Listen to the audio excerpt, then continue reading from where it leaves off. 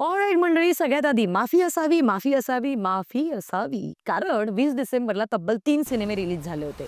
Mufasa जो हॉलिवूडचा cinema आहे आणि 2 मराठी सिनेमे. पहिला तर श्री गणेशा आणि दुसरा #तदैव लग्न.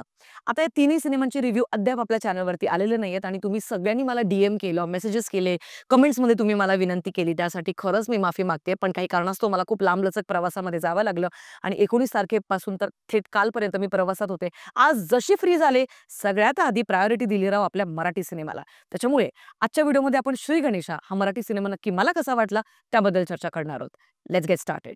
माणसानं आहे ना सहन करत करत पुढे जायचं. मग आता पुढे कसं जायचं? सहन करत करत सगळ्यात आधी कास्टिंग बद्दल बोलायचं झालं तर प्रथमेश परब, मेघा शिंदे, शशांक शेंडे आणि संजय नार्वेकर आपल्याला मुख्य भूमिकेमध्ये दिसताय. ऑफकोर्स इतरही कलाकार आहेतच, पण या संपूर्ण सिनेमाची मुख्य कथा जी आहे ती 2 ऍक्टर्सच्या अवतीभोवती फिरते. शशांक शेंडे आणि प्रथमेश परब या दोघांचं मुलाचं आणि वडिलांचं नातं आहे एकमेकांशी. तर एकंदरीत प्लॉट असा आहे या सिनेमाचा. ऑफकोर्स मी स्पॉयलर्स तुम्हाला देणार नाहीये, डोंट वरी. प्लॉट असा आहे की काही कारणास्तव प्रथमेश परबला लहानपणीच बालसुधारगृहामध्ये टाकलं जातं. कोण टाकतं, का टाकतं, कधी टाकतं हे सगळं तुम्हाला सिनेमामधनं कळणार आहे. तिथे टाकल्यानंतर मग तो सुधारतो का, मग तो अजून जास्त बिघडतो का, मग त्याची सुटका कशी होते आणि कोण करतं त्याची सुटका, कधी करतं, हे सगळं तुम्हाला या फर्स्ट हाफमध्ये बघायला मिळतं. तिथून बाहेर आल्यानंतर मग ते नक्की कुठल्या ट्रिपला जात आहे, पॉइंट ए वरनं पॉइंट बी पर्यंत, आणि मेघा शिंदे त्यांना मध्येच कुठे भेटते, तिचं काय नातं आहे, या सगळ्या गोष्टी तुम्हाला सिनेमामध्ये बघायला मिळणार आहेत. एकंदरीत बाप लेकाचं जे नातं असतं ना, तर ते मला असं वाटतं प्रत्येक घराघरात तसंच असतं. थोडंसं ऑकवर्डनेस असतो आणि एकमेकांशी खूप जास्त कम्फर्टेबल झोन नसतो त्यांचा, मुलाचं आणि बापाचं नातं. तर खूप सुंदररित्या त्यांनी हाताळण्याचा किमान प्रयत्न केलाय असं म्हटलं तर चुकीचं ठरणार नाही. या चित्रपटाचे जे संवाद आहेत ते काही काही नक्कीच तुमच्या मनाला भिडतात. मला जे बरोबर वाटलं ते मी केलं. आता मी काय तुझ्यामध्ये आडवा येत नसतो. तू आणि तुझं नशीब. आणि एकंदरीत आता हा सिनेमा मला कसा वाटलाय ते सगळं मी तुम्हाला सांगणार आहे. थेट मी पॉझिटिव्ह गोष्टींबद्दल सगळ्यात आधी बोलणार आहे. पहिला पॉझिटिव्ह पॉईंट या सिनेमाचा असा आहे की शशांक शेंडे यांची ऍक्टिंग. काका मी ना फूड ब्लॉगर आहे. एक 5 मिलियन सबस्क्रायबर्स असतील माझे. काका me honestly speaking he is a brilliant actor of course, आणि तुम्हाला त्यांची ऍक्टिंग आवडेल या सिनेमामध्ये. त्यांच्या पात्राशी तुम्ही नक्कीच रिलेट करू शकाल. तुम्हाला त्यांच्यामध्ये तुमचा स्वतःचा बाप दिसेल, आपले वडील आपल्याला त्यांच्यामध्ये दिसतात, आणि काही काही ठिकाणी नक्कीच त्यांच्यामुळे तुमचे डोळे पाणावून जातात. पण याच्या व्यतिरिक्त जर अजून एकच पॉईंट जर पॉझिटिव्ह सांगायचा झाला जो की आहे या सिनेमाचा, तो म्हणजे या सिनेमातली 2 गाणी. पहिलं गाणं तर श्री गणेशा जे टायटल ट्रॅक आहे, रस्ता कसाही असला अगडम बगडम वळणाचा, देतो नव्याने मोका प्रत्येकाला जगण्याचा. आणि दुसरं आहे डागडुजी. तू सावर तू हा तोल तुझा डगमगणारा. मला ही दोन्ही गाणी आवडली. ही गाणी अशी आहेत की जी मी रिपीट लूप वरती ऐकू शकते कारमध्ये बसल्यानंतर. आता मंडळी, 2 पॉझिटिव्ह गोष्टींना जर का साईडला ठेवलं तर नक्की निगेटिव्ह गोष्टी काय काय त्या सिनेमाच्या त्याबद्दल पटापट मी सांगणार आहे. लिस्ट लय लांबलचक आहे, त्याच्यामुळे आरामात बघा व्हिडिओ. सगळ्यात पहिला निगेटिव्ह पॉईंट, या संपूर्ण सिनेमाचं जे कथानक आहे, स्क्रीन प्ले ज्यांनी लिहिलंय, संजय नवगिरे आणि मिलिंद कवडे या दोघांनी मिळून या संपूर्ण सिनेमाची पटकथा रचली आहे. संवाद लिहिलेले आहेत, सगळ्या गोष्टी लिहिलेल्या आहेत, आणि अत्यंत वाईट पद्धतीने हा सिनेमा लिहिलेला आहे. संपूर्ण सिनेमा इतका प्रेडिक्टेबल आहे, इतका प्रेडिक्टेबल आहे. फक्त शेवटचा क्लायमॅक्सचा जर का ट्विस्ट सोडला तर तुम्हाला संपूर्ण सिनेमाची कथा आता पुढे काय होणार आहे, पुढे काय होणार आहे, ह्या सगळ्या गोष्टी समजत जातात. दुसरी गोष्ट, या संपूर्ण सिनेमाची सिनेमॅटोग्राफी MH12 सिनेमीडिया यांच्याकडनं झालेली आहे, आणि इतकी वाह्यात सिनेमॅटोग्राफी झालेली आहे. संपूर्ण सिनेमामध्ये ड्रोन शॉट जर सोडले, जे की आता कुठलाही वेडिंग फोटोग्राफर, वेडिंग सिनेमॅटोग्राफर तुम्हाला घेऊन देऊ शकतो, जे अत्यंत नॉर्मल गोष्ट आहे मला असं वाटतं, कारण आता आपण खूप ॲडव्हान्स लेवलच्या कॉन्टेंटला एक्सपोज झालेलो आहोत. पण हे सगळे लोकांना अजूनही 2006-07च्या माइंडसेटमध्ये अडकलेले आहेत. यांना अजूनही त्याच पद्धतीचं शूट करायचंय, त्याच पद्धतीचे काही सीन्स घ्यायचे आहेत, त्याच पद्धतीने कथानकाला पुढे न्यायचंय. हे अपग्रेडच व्हायला तयार नाहीयेत ही माणसं. आय जस्ट डोंट अंडरस्टँड, म्हणजे का बरं? आजकाल जर का तुम्ही काही लग्नांमधले सिनेमॅटोग्राफरचं काम बघितलं ना, ते यांच्यापेक्षा जास्त ॲडव्हान्स मला वाटतं. काही काही शॉर्ट्स लिटरली म्हणजे युट्यूबवर आपण ज्यावेळेला बघा ते ॲडव्हान्समध्ये जातो आणि पिक्चर क्वालिटी सिलेक्ट करतो, 360p, 480, 720, 1080p. तर 1080p जे आहे ना युट्यूबचं, ते यांच्यापेक्षा बाप दिसतं.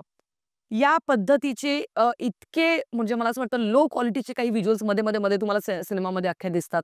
मला असं वाटतं सिनेमा प्रॉपर रेंडरच झालेला नाहीये असं कुठे-कुठे तुम्हाला फील होतं. आणि पुढचं सगळ्यात निगेटिव्ह पॉइंट असा आहे सिनेमामध्ये, एक जे मधुबाला जे गाणं आहे, आली मधुबाला, मधुबाला, आव मधुबाला. सो मी भविष्यवाणी केली होती ट्रेलर रिव्ह्यूमध्येच की हे गाणं ना असंच मध्येच टाकून देणार आहे ते आणि या गाण्याचा कथानकाशी काही संबंध नसणार आहे. असंच मध्ये बळजबरीने घुसवलेलं मला घ्या 4 टोले जास्त द्या असं हे गाणं आहे बेसिकली.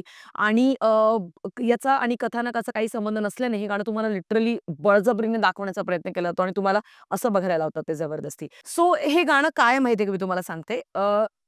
बारचं कल्चर माहितीये तुम्हाला, जे आपण ऐकून आहे सिनेमांमध्ये इकडे-तिकडे दाखवतात बघा, की लोकं जातात, दारू वगैरे पीत असतात आणि मग समोर त्या बार डान्सर्स नाचत असतात आणि मग तिथे तुम्ही जेवण वगैरे करत असतात. मस्त नॉन-व्हेजवर ताव मारत असतात. तर बेसिकली ते जे व्हर्जन आहे, ते मराठीतलं व्हर्जन त्यांनी दाखवलंय. मला अख्ख्या महाराष्ट्रात अशी एक जागा सांगा, असं एखादं रेस्टॉरंट सांगा, जर असेल ना, आय चॅलेंज यू कमेंट सेक्शनमध्ये सांगा, की जिथे तुम्ही फॅमिलीसोबत जाता, it's a family oriented restaurant आणि तिथे ना एक अशी डान्सर नाचतेय आणि तिच्या अवतीभोवती सगळी मुलं नाचतात क्लिवेजवाला ब्लाऊज घालून आणि अत्यंत थुकरट अशा स्टेप्सवरती. सो आणि तिथे ती डान्स करते आणि मध्यभागी तुळस ठेवलेली आणि त्या तुळसच्या तिथे हा सगळा डान्स वगैरे सुरू आहे आणि गाण्याचे जे लिरिक्स वगैरे तुम्ही ऐकलेच असतील. तर हे सगळं कुठे महाराष्ट्रात कुठे सुरू आहे हे मला दाखवा आणि जर असेल तर मी आधी तिथे जाऊन ना तो व्हिडिओ बनवून YouTubeवरती टाकायला तयार आहे. सो त्यांनी काय केलंय, की अगेन इथून मागच्या 4-5 सिनेमांना पण आपण त्याचमुळे बॅश केलं होतं, की तुम्ही प्लीज हे आयटम नंबर्स आणि कल्चर नका आणू मराठी सिनेमासृष्टीमध्ये. कारण याची गरज नाहीये आपल्याला. आपल्या कॉन्टेंटमध्ये लई दम आहे आणि आपले ॲक्टर्स पण तगडे आहेत आणि आपण फक्त आपल्याला बजेट वाढवायची गरज आहे आणि प्रमोशनवरती फोकस करायची गरज आहे. बाकी तुम्ही सगळं उत्तम काम करू शकता अजून पण. पण तेच असतं ना, स्वतःवरती ज्यावेळेला आत्मविश्वास नसतो ना, त्यावेळेला अशा काही छोट्या-छोट्या एलिमेंट्सची मदत घ्यावी लागते. बॉलिवूडला कित्येक दिवसांपासून आपण बॅश करत आलोय याच गोष्टीमुळे, त्यांना डिवचत आलोय आणि आता मराठी सिनेमासृष्टी पण तेच करते. सो एकंदरीत मधुबाला हे जे गाणं आहे, ते लिटरली गळ्याखाली उतरतच नाही, ते झेपतच नाही तुम्हाला आणि मी आधी तीच भीती व्यक्त केली होती आणि शेवटी तेच झालं. हा सिनेमा थिएटरमध्ये जाऊन बघण्याजोगा नाहीये. या सिनेमासाठी लिटरली तुम्ही तुमचे पैसे आणि एनर्जी आणि वेळ सगळं वेस्ट कराल. माझं हे मत आहे, की या सिनेमाची वाट बघा, ज्यावेळेला टेलिव्हिजनवरती येईल त्यावेळेला तुम्ही बघा.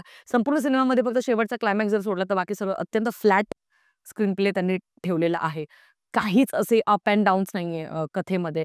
इतक्या चुका आहेत, कंटिन्युएशनच्या चुका आहेत. एक मी उदाहरण देते. आता संपूर्ण सिनेमाची कथा ही एका दिवसात घडलेली आहे. सकाळपासून तर थेट दुसऱ्या दिवसाच्या सकाळपर्यंत म्हणजे 24 तासांचा प्रवास आहे. त्या 24 तासांच्या प्रवासामध्ये सुरुवातीला प्रथमेश परबच्या डोक्यावरचे केस बघा आणि सगळ्यात शेवटी क्लायमॅक्समध्ये त्याचे जास्त केस उगवलेले बघा. You can't do this mistakes in 2024. So this was just one example.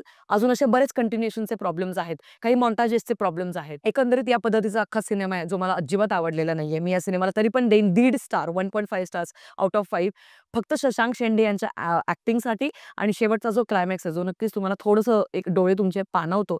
कारण शेवटी बापाचा विषय आहे ना, वडील सगळ्यांसाठी तितकेच जवळचे असतात. आभाळासारखा आपला बाप, त्याला आईसारखी मिठी कधीच मिळत नाही, कारण बाप असतो आवाक्याबाहेर, कधीच कोणाला कळत नाही. एकंदरीत हा होता माझा रिव्ह्यू श्री गणेशा या सिनेमाला घेऊन. आणि हे नाव का दिलंय श्री गणेशा? हे अख्खे YouTube अल्गोरिदममध्ये येणार सुद्धा नाही कधीच. थोडी तरी क्रिएटिव्हिटी यार दाखवा टायटल ठेवण्यामध्ये. तुम्ही टिकल्या नाव ठेवू शकले असते, नाही काही तर. कितीतरी विचित्र नावं तुम्ही ठेवू शकले असते, पण श्री गणेशा या नावाचा अख्ख्या सिनेमाशी दूरपर्यंत काहीच संबंध नाही. कशाचीच ते सुरुवात करत नाहीयेत कुठल्याच गोष्टीशी. सो तुमचं काय मत होतं श्री गणेशा सिनेमाला घेऊन ते मला कमेंट सेक्शनमध्ये कळवायला विसरू नका. भेटूया पुढच्या व्हिडिओमध्ये. तोपर्यंत काळजी घ्या. Peace out.